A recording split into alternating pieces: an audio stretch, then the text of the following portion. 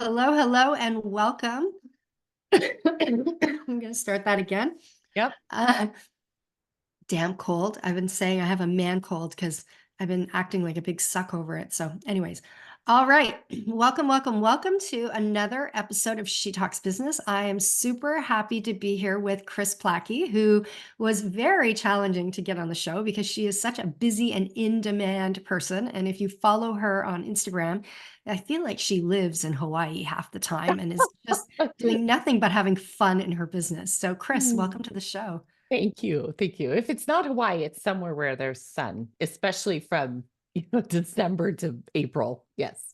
I get it. Here in Florida. And I have to tell you guys, just as Kris and I got on today, my dog started to bark crazily because FedEx delivered my green card. I'm so excited. I'm So so cool. thrilled. I got to I share that with know. you, I Kris. do. I love that I was here with you for that. I Congratulations. know. That's Thank you. wonderful. Yeah. Thank you. Thank you. All right. So you teach women how to CEO.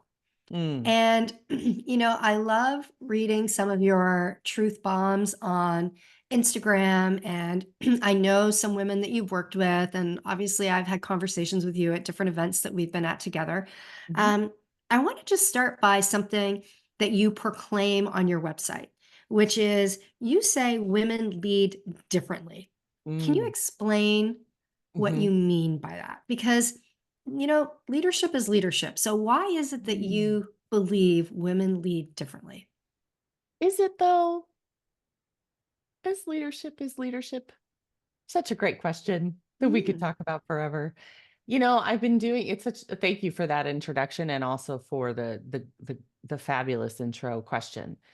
Um, I started studying leading and managing people when I was a new manager. I was 26, so I will say that was 28 years ago. And I didn't have a lot of direction. I had a great mentor, but that was about it. And I knew I had to get results out of people. And I also had a really terrible manager, boss. She mhm. was evil. Like, you know how there's those Oh, yes, I've had one I of those. use that I don't use that word lightly. She was really not a nice person. I had one too. Her name was Adele. There we go. I mean, mine was Deborah was If you're good. listening, hi. I still have PTSD over that Yeah, time. we all do. But to a certain degree, I thank her because I think she sort of compelled my work in the world, right? Was to create an environment where we didn't have leaders like her. Um, but so because I've been doing what I do and just sort of immersing in not just the application and of leading people and building successful teams and all of that, I study leadership and I watch leaders, at least people that we call leaders. And I Mhm. do believe it's a very fascinating discussion because, it's something it's so to be brief. When we think of leadership, most of the qualities that we associate with leaders are born out of the people who have been leaders Mhm. for thousands of years, Which are who are men. who are men. Yes.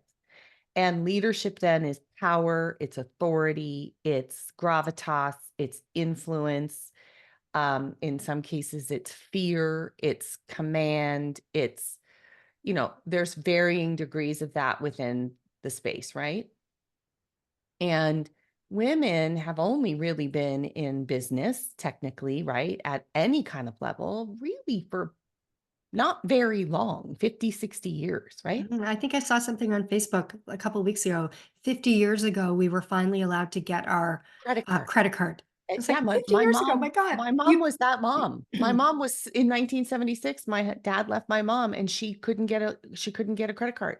So she had to get money from a friend who also had been divorced. Anyway, it's just there's so much that we take, I think, for granted that is so available to us now. But it wasn't until sort of then you start looking at the 70s and the 80s, right? That we started seeing some effort and work and studying around emotional intelligence as being Mhm. effective, right?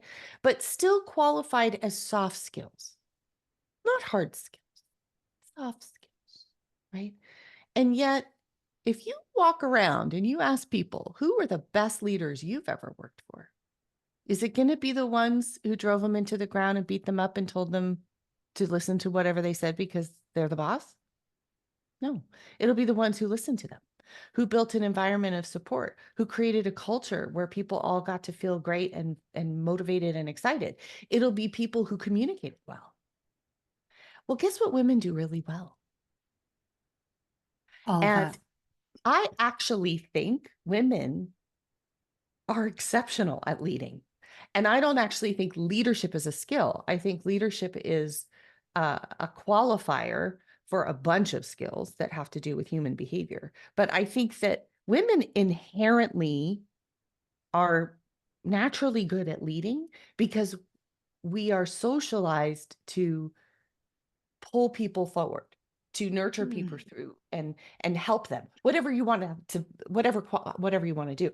But what interferes with my confidence and my competence as a leader, right? As a CEO, is all the shit I have to, all the stuff I have to bring with me, right? Like Mhm. by people pleasing, my Right. need to control, my need to put others before me, my lack of belief that I deserve support, my guilt for my financial success. That is what gets in the way. Men, not all men, but most men, they don't bring that with them. Right. So that's what I mean when I say women lead differently. Yes, there are mechanics to achieving results. I think that we can all apply. And that's sort of my framework that it doesn't apply if you're a man, or it applies if you're a man or a woman. But you inherently are capable, but you probably have some roadblocks that you don't leverage some of that innate skill you already have Mhm.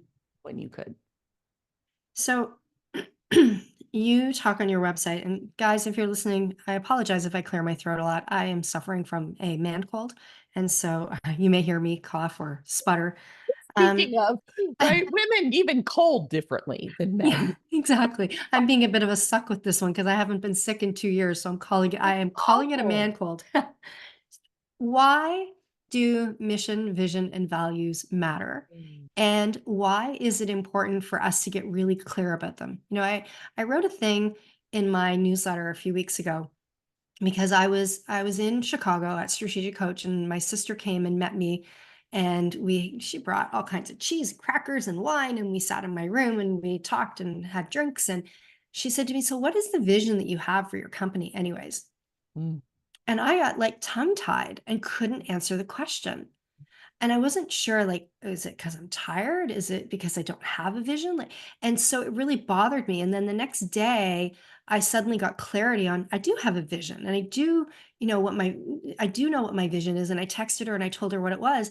But what I realized is that I don't keep my vision right here. And so when put on the spot and asked about it, it's hard to recall it. And so Mhm. I'd love for you to talk about mission, vision, and values and why it matters. I love the question, and I love your candidness because I think you are not the exception. I think that's very common. So, I in the work that I do with my clients, it's all the same thing. I use promise. What is the promise of the business? And I use agreements instead of values. But regardless, it's the same thing. So just in case I use those interchangeably. I think that a business is on the planet to deliver on a promise. And as the founder of the business, it's your responsibility to be clear about that. The most simple analogy I can come up with is if you were going on a car trip, a road trip, and you wanted to invite people to come with you, or you would say, "Hey, I'm going to go on a road trip. Do you want to come?"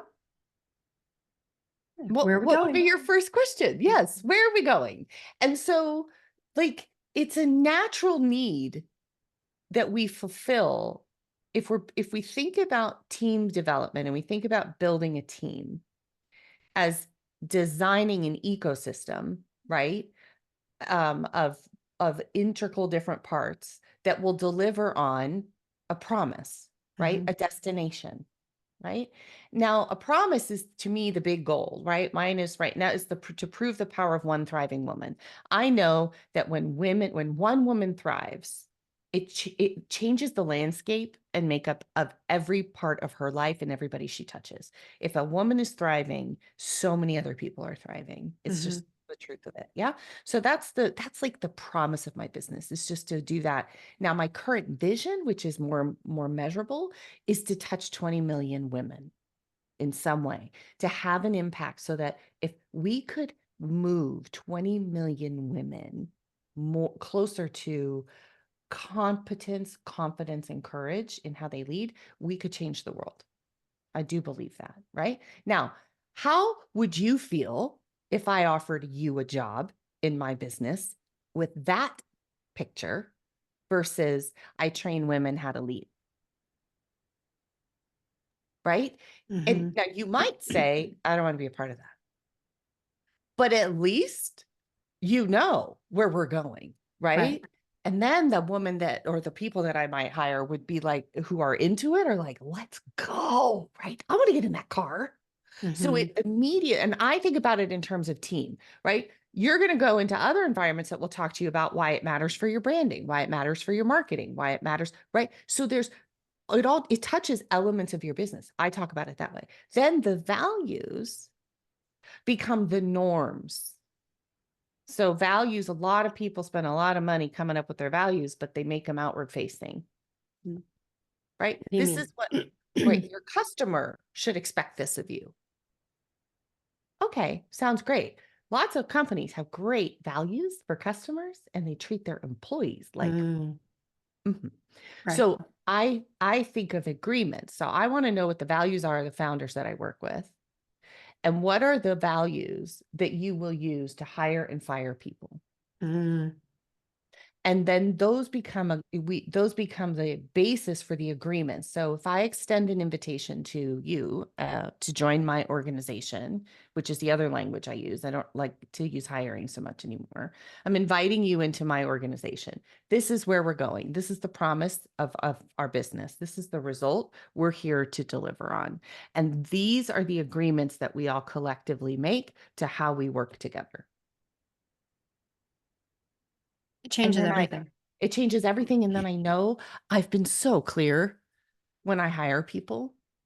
I Hmm. know that I have done my due diligence to do the best I can. And then I can write my interview questions, and then I can write my job descriptions and the roles that I'm creating.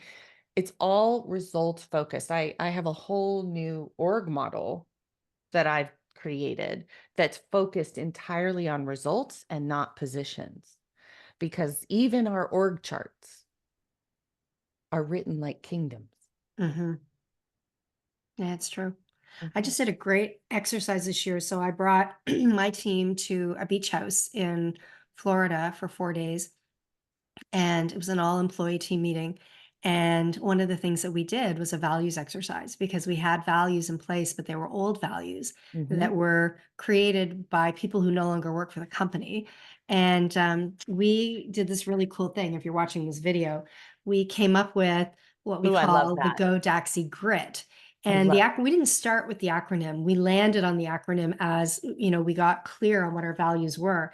But grit stands for growth, responsibility, intentionality, and teamwork. I And love it. within those four values, it becomes really easy to, like you say, hire and fire based on somebody's alignment with the values. Mhm. And I just think it's not easy to get to that place. It does require some teamwork. It took us a day and a half to do that work, but it was definitely worth it in terms of how we interact and behave with each other now. Values are not meant to go on company walls and never be talked about. Agreed. Agreed. And I think it's so cool when you can use your promise, use your values as part of all of your, right, your performance reviews, your Hmm. feedback process. One of the biggest complaints that many of my new clients have, they struggle with, is how do I hold people accountable to Hmm. behavior? Well, if your values are established, it's super easy, Hmm. because you've already qualified what it looks like to do really well in your business. Or if you're not, I know how to put that into context, right? I know what your values are, and I know if somebody's probably not aligning with them. Hmm. Yeah. Absolutely. Yeah. So good. So one of the things that I read on your website, one of your testimonials is somebody said that you will say things to her that other people will not say. Mm. And so, one of the questions I have for you are, what are some examples of tough love that women CEOs need to hear? It is so funny you just said that. I just did a podcast yesterday that'll come out, I think, next week. I've never really done this before, but I tend to be a big sort of writer, and I write in my phone. And so one morning, I do it a lot on my walk. So I wrote the 30 leadership challenges women experience that I have know I'm nothing to I'm do with coughing on off or I'm it. on camera. You can see me coughing, but I've That's okay. muted so you can't hear me. It's all right. Get that Ricola and Ricola. Get that Ricola. I'll just keep talking. So yeah, so I wrote this list of 30 challenges that women commonly face as leaders, who think that the challenges are because of other people, but really they're rooted in things that they um are dealing with or don't want to admit, right? And so it was a really kind of in your face podcast episode. So we'll see how that one goes over. But it's I do a lot of vox coaching with my sage clients. And so even this morning, um, I was having a conversation with a client I've worked with for a long time. She's grown her business, she's tripled it in size. Now she has vice presidents, right? She's really expanded the size of her company. And yet she's still unclear about and won't make commitments to um, precise goals. So she's made big investments to drive performance in her business. And when I asked her, okay, what's the goal? She didn't want to commit. And so I said, and so then she did. Then she came back and she said, okay, this is what I want to see happen. And I said, okay, great. Now, are you willing to fire people if they don't hit it? And she said, "No, I'm not. You need to help me with that." I'm like, "Right." So that's the thing about being a woman who is a CEO is I find that I want most for my clients and for other women is you want an ally, but not someone who will either um, tell you what to do and sort of gaslight you into thinking you should have known the answer, which I think I think that happens to a lot of women, and I don't love that. And I also want women to know that they can bring their concern, their fear, their imposterness, all of it, and that it's validated, it's understood, but it's like, okay, and now, so let's make a good decision for you, for your company, not based on what everybody else is doing. And so, but leadership is an incredibly lonely position, and it gets a lot of women in a lot of trouble because they build allyship with employees and they shouldn't. I love that. Yeah. They build allyship with the wrong people. Yeah. They're building allyship. And I had a conversation with a client of mine today who has somebody on their team, her team, that she knows is no longer the right fit. And Mhm. she's moved them from one position into another position to try to make them the right fit. We've all done it. I've done it. And she's now at a point where she's deciding she needs to make changes. Mhm. Why? Why do we try to fix people, Kris? And why can't we just cut the cord when somebody shows us they're not the right fit the first time?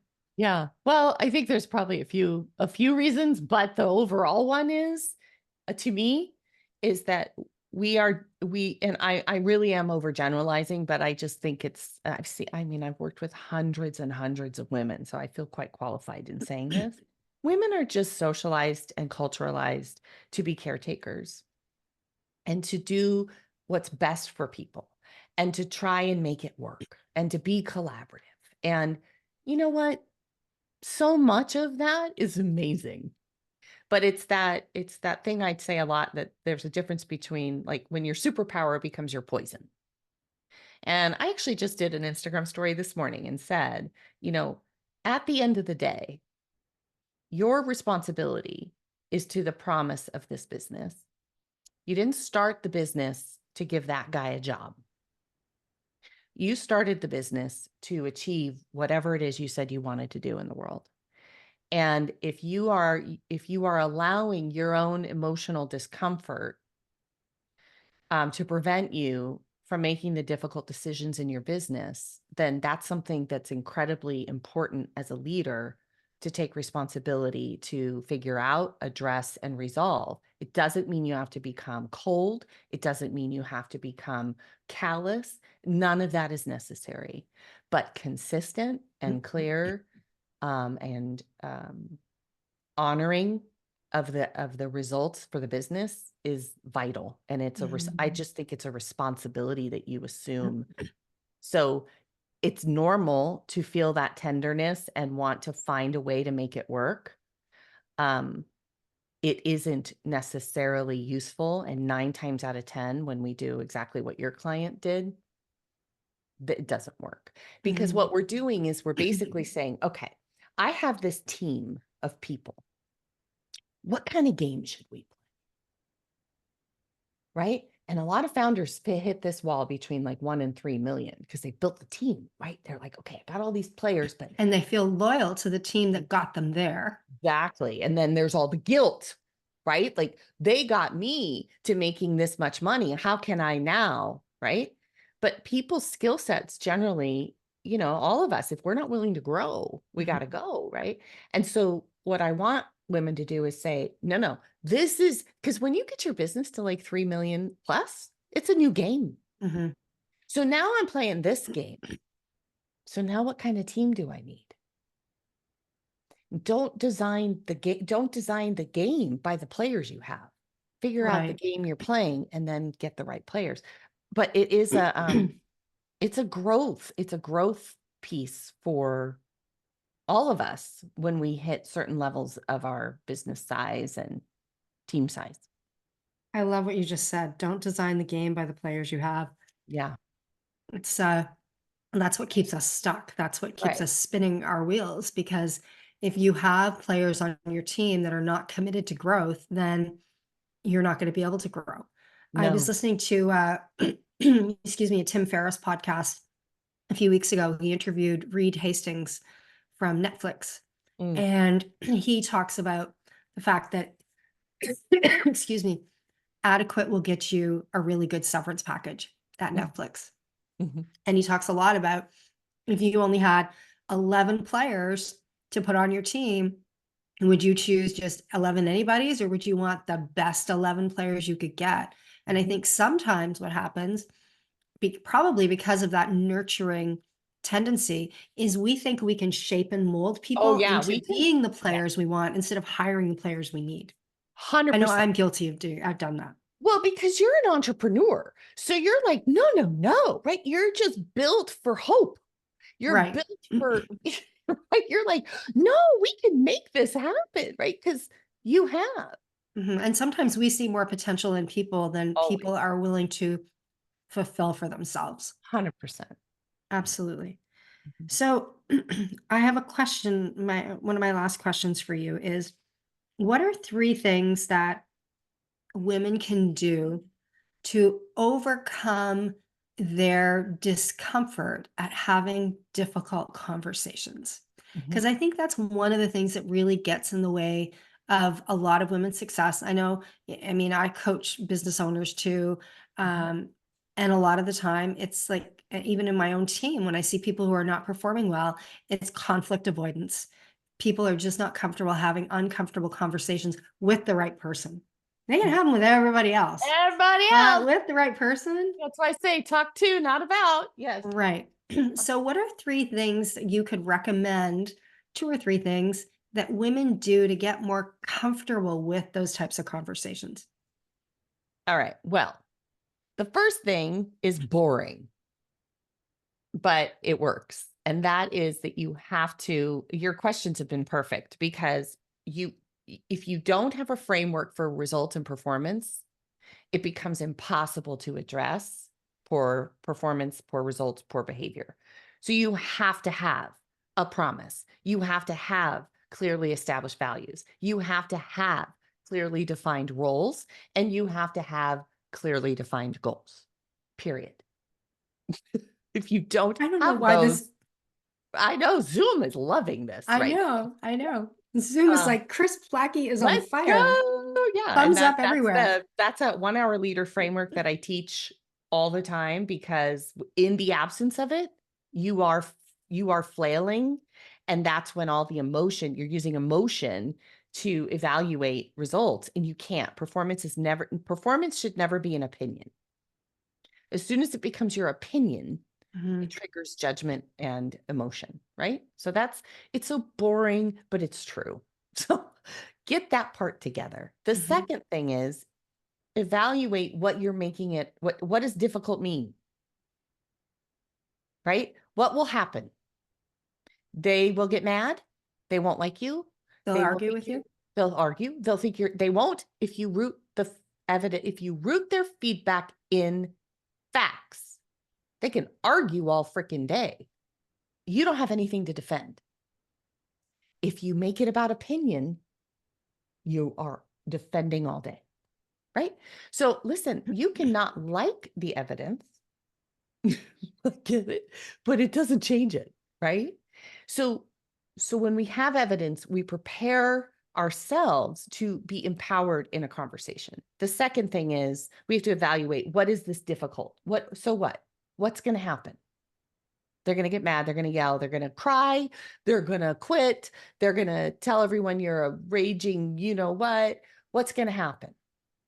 What are you afraid of? You have to confront that, and you have to be Mhm. willing to work through, like, yes,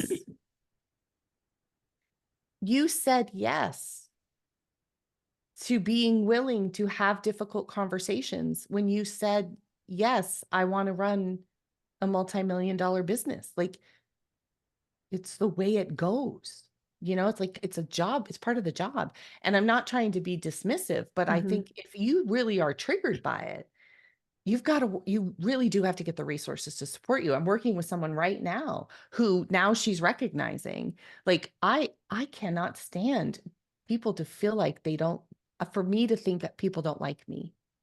And I said, well, I want you to first evaluate your relationship with feedback.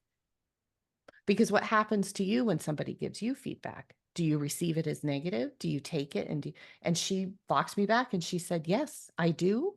And then I judge them and I get mad at them. And I said, okay, so you're just assuming that's what other people are going to do. I think feedback is kind because people don't have to give it.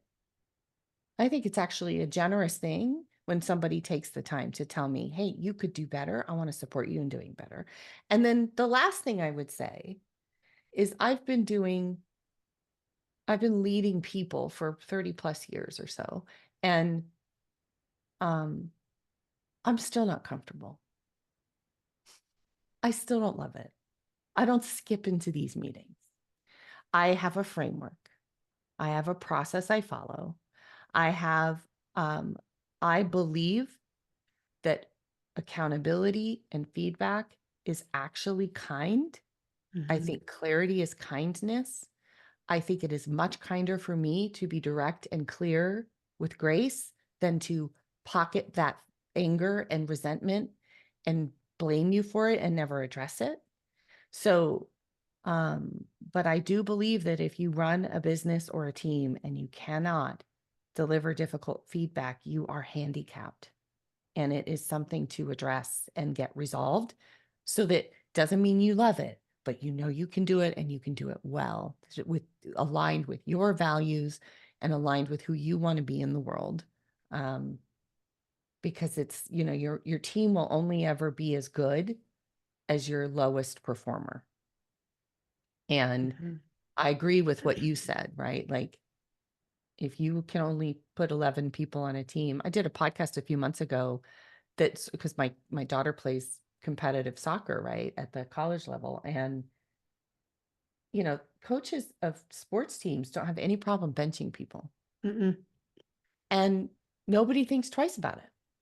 I mean, they get mad, but it's like the agreement's made, right? You don't fulfill your role, you don't score goals, you don't play, Mhm. right? So why is it so different in work? Like Mhm. somehow everybody gets to be everybody should get a raise Yeah. Oh, and everybody should, get Fridays off and and keep their job. 6 weeks holidays, and Yeah, just because I they got a think job. Yeah, it's I fascinating. think sometimes where I struggle is I question if I have been clear enough in what my expectations are. Yeah. And so I think that sometimes when I am ready to point the finger at someone else, I've got fingers pointing back at me, and I Mhm. have to really reflect on, is was I clear enough? Yeah. And I think that goes into what you're saying about gathering the evidence, the facts to show whether or not you were clear. One of the things that I try to do in my business when asking somebody to do something, the worst thing you can ever say to somebody is, "Does this make sense?" Because they'll say yes. But Mhm. I will say to someone, "Does this make sense?" And they'll say yes. And then I will say, "Okay, explain it back to me Yeah. so that I Yeah. can be sure I was clear." Not Yeah. so that I can be sure you understand, but so I can be sure I was clear. Because Amen. when you So good. get them to explain it back to you, and then they really understand what it is that you're asking them to do. But Absolutely. I think that sometimes when you've got a lot of things going on and you're moving really fast in your business, you don't take the time to follow the processes Mhm. that or the frameworks that you've put in place to set yourself up for success. And then they bite you in the ass and you end up with a problem and you need to deal with the problem. Mhm. The other thing that I've learned is that when you have a problem on your team, everyone else is wondering when you're going to do something about it. Oh, And yes. so while you may be worried about how that one person is going to react, everyone else is actually assessing your performance as the leader of the company, wondering when you're actually going to do something about it, when you're going to fix it. Yeah, it's And so true. I get it. It's hard. Yeah. You build relationships with these people and you work with them for years and years and years, and you care about them and you don't want to be mean to them, and you want to set them up for success, and you want to do everything you can to take care of them and nurture them. And Mm. at some point you have to make those hard decisions, and it's not always easy.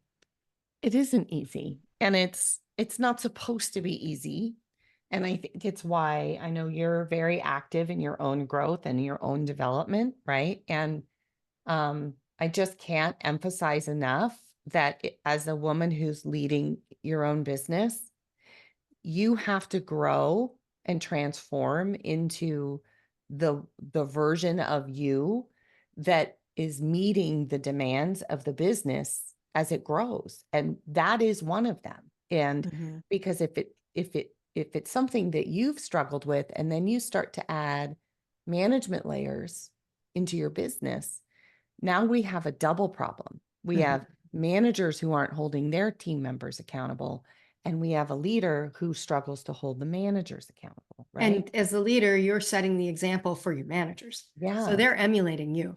Yes. And it's very sneaky because you're right. Like a business, starts with 5, 8 people and everybody's on board and it's amazing and it's fun and it feels so good. And then we get one in there It's or someone can't meet the moment, or I just did a podcast for my Sage clients on, or your right hand, the one who's been with you since you started, Mhm. falls apart. It That is happens. a terrifying proposition. What do I have been coaching several of my clients, like, holy heck, this person can't come. They're not able to meet this moment for whatever reason. Like, how Mhm. do I navigate that? This is like someone who's like my work BFF, right? So, these are very real challenges that need both personal growth and transformation and leadership development Mhm. to meet the moment. Yeah. I think the thing that I like the most about what you said is that we cannot make our team members our allies. Mm. We need to have an outside Yeah. person, a Yeah. consultant, a business coach, an advisor. We need to have someone else who is far enough away that they have perspective Mhm. and they can guide us through some of the difficult decisions that we need to make. Because when you are when you are making your team members your ally, they already have their own stories and they have uh, their own needs and their own Oh, yeah. what's the word I'm looking for? They have their own set of biases, but they also have their own kind of agenda. Like, well, maybe I want that person's job, or maybe I don't want that person to get let go because they're my friend, or maybe they know things that you don't know. And so it's so important that you keep it clean Mhm. and that you're not relying on them to be the ally that helps you to lead the business because they're your subordinates. Mhm. Unless you've hired a CEO and you're no longer the CEO, then the CEO needs somebody that's more senior to them in some way to help them with the problems that they're having in their Yep. business. Yeah. It's just objectivity. I agree. And I Mhm, think all of us who or work with other female entrepreneurs, right? I think we would all say we all also have our own sort of team, right? I have a mhm, personal coach, I have a CFO, right? I have a girlfriend or two that are also entrepreneurs that I get with. I'm part of a group, right? Like I have places I go mhm, that can't be with my team mhm. because it also freaks them out. When you're not clear, you're confused, or you seem worried or anxious about something, you're their person. Like Right. you have positional authority. So if you're very confused and indecisive, it creates instability in the business. Yeah, the perfect metaphor for that is if you went to see your family physician because you were sick and they were acting all like, "Oh, I don't know," and they were acting all Oh, insecure, and, "What do you what do think you it is?" think? Like, how what are you gonna do? "Oh, it looks like you have a brain tumor. What do you think Oh, we should do?" crazy. Yeah. Aren't you the expert here? So, Yeah. yeah, 100%, Yep. 100%. One thing I noticed, Chris, that I wanna actually just add on and compliment you on, when I was, on your website preparing for this, I noticed that you have products on your website for things like meetings and, Mm, accountability. And I just love that you're taking and I don't mean this disrespectfully, so please don't take it that way. I love no. that you're taking basic and specific things that people need help with, Yeah. and you are creating IP around it Mhm, that people can buy. And I mhm, think that's an area of opportunity for women as well, especially, mhm, in some of the work that I do and helping people with business strategy and marketing and sales growth. I mean, that's what my vision really is to help every entrepreneur that I work with make more money. And mhm. help them make an impact and make a difference in the field that they've chosen in. But it breaks my heart to see entrepreneurs work really hard and not be able to afford to pay themselves. And so I'm Mm, passionate about helping people understand money and marketing and sales so they can actually thrive in their business. mhm, mhm, And I love that you have done that and that mhm, you have taken uh, very specific topics that people struggle with, and mhm, you've made a $297 download on something that can really make a difference in mhm. somebody's business and made it accessible that way for them. I think that more women need to do things like that. But what happens is we think, oh, because it's easy for me, it's easy for everyone else, and we don't realize that there's value and then we can Yeah. actually monetize some of that expertise that we have. So Yes. I love And that you did that. I love that you said that because it's kind of, we call it a boutique, right? Because I don't know, I think it's fun just to call it a learning boutique. But um, there's a lot of different needs out there, and not everybody wants a coach. They just Mhm. need some answers. Like, can you just, because one of ours is how do I pay people? Mhm. How do I do performance reviews? How do I pay? What's the comp? Yeah. Right? A lot of entrepreneurs don't have that experience. So yeah, so we looked at like what are the big rocks that most people need to learn. And Mhm. honestly, there's things that I know, even if women are running seven-figure businesses, they don't know these elements. And really before they're ready to kind of step into like my Sage CEO program, where we're kind of having conversations that are a little bit different, they need some of this basic Mhm. process in their company to create some simplicity for themselves, where Mhm. things feel really complex and overwhelming and they're really Mhm. buried. So Yeah. yeah. Yeah, thanks Yeah. for checking that. Yeah. I love that you did that. I think it's something that more women need to do with their intellectual property. Well, there's There's money in our intellectual property. yes, Well, there is. we're sleeping on it. We don't even realize it. Yes. All right. So we're gonna wrap up. Before we do, is there anything that you would like to ask me? Yes, I do have a question for you All right. Is the because green card really green? Yes, it is. it Somebody actually asked me seems like that. So I did know that. No, but I know that you are an expert in helping women make money and capitalize on their success, if you will, and make better decisions. So I'm curious, aside from, working with you directly, what like is your favorite book? Like, what's your go-to when it comes to helping people sort of build some of their own intellectual knowledge around this? What's Like your favorite around book? money. Yeah, So around there's a money. couple books that I recommend, and unfortunately they're both written by men. They're not written by women.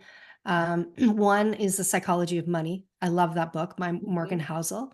I think it Okay. teaches people a lot about money and how we respond to money. And I think Mm. it's really important, especially in this whole internet marketing game where we see people online that are, quote, they run seven-figure businesses. I'm like, yeah, but show me your bank account and show me your profit and loss statement because I'm not sure you're really making bank. Mhm. And then the other is The Ultimate Blueprint for an Insanely Successful Business by Keith Cunningham. I'm not sure Oh, if you're I love Kris familiar. Plachy. Yeah. I have. So Did he do the 12-week year or did he do Road Less Stupid? The Road Less Stupid. Yes. Okay. Yes. Yes. And do you know who he is, though? No. So have you ever read the book Rich Dad Poor Dad? Yeah. So Robert Kiyosaki wrote Rich Dad Poor Dad. Keith Cunningham was his rich dad. That is who he's writing about in that book. Oh And my God. so the ultimate blueprint for an insanely successful business talks a lot about scorecards and money and financials. And, you don't go to a ball game and them not put the runs up on the scoreboard. And Right. you don't go to a game and not understand how to read the scoreboard. Right. And so for me, it's a really good, I give every one of my coaching clients usually one or both of those books because I want them to understand more about money, but I also want them to understand the way money works in business because I'm tired of women saying, oh, I'm just not good at numbers. Bullshit. You go to the store, shop, and you can eyeball what you have in your grocery cart, and you Mhm. know how much money you have in the bank, and you know whether you can afford to do something or not. You just don't want to admit that you're making poor buying decisions in your business. Mm, It's not that you don't understand it, it's you don't want to look at it because it's uncomfortable. And the more exactly. you look at it and the more uncomfortable you get, the better equipped you are to make better decisions moving forward. So, So good. I love it. I'm gonna get that. I didn't know he wrote that. So I didn't mhm. know that he had. I love The Road Less Stupid. Yeah, I'll me too. never forget. I listened to it on an airplane, and he has that drawl, right? Yes, And I Texas. put him on five speed, right? Because he talks very slow. But I put him on super speed, and I loved it. And I Yeah. gave it to all my clients. I love that Mhm. book. So Yeah, it's a great that's book. great insight. Thank you for sharing that. Yeah, I'm always thinking about that. So many of my clients, that's one of the first questions I ask is, what's your profit? Mm, yeah, And I don't teach them how to do that. I just do it to get a sense of like how present are they in right. their business. If you Do say they you even want a know? better team, yeah, you can't simultaneously say I want better people, I want better performance when you don't even really know what's happening in the business anyway, right? And but Right. there's a lot of women who have terrible, terrible profit Yeah. margin. And yeah, okay. Leave Yeah, it that's simple. a whole other conversation. Mhm. Yes. All right. I want to wrap up and be respectful of your time. Thank you so much for making time for this today. Thank you for all the value. I've written down a ton of nuggets, and Yay. I will be sure to include where people can find you, your website URL, your socials, etc. Thevisionary.ceo is where Kris's website is, and we'll have all the other details in the show notes. So thank you so much, Fabulous. Kris, for being here. It's been Thank great. you. It was my pleasure. Thank you, love.